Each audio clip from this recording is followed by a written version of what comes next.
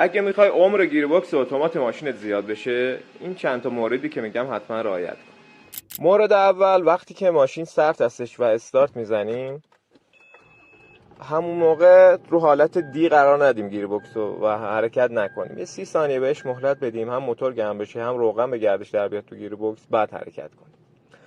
مورد دوم، تعویض دنده ناگهانی نداشته باشیم. مثلا وقتی تو حالت دنده عقب داریم میریم، وای میسیم تا ماشین توقف کامل کنه، بعد رو حالت دی قرار میدیم. مورد سوم این هستش که ما وقتی که داریم حرکت میکنیم، بر فرض مثال وقتی که میخوایم توقف کنیم، سنگینی و وزن ماشین رو نباید رو گیربکس بندازیم. حالا بیشتر رو حالت سربالایی و سرازیری بیشتر فشار میفته رو گیربکس.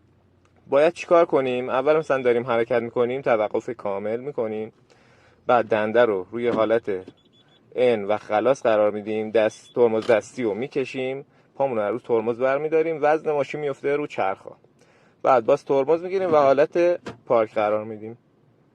مورد بعدی هم که همه میدونن ولی رعایت نمیکنن اینه که سرویس دوره یه گیربکس رو هر 30,000 تا یه بار باید روغنش عوض بشه و سرویس بشه.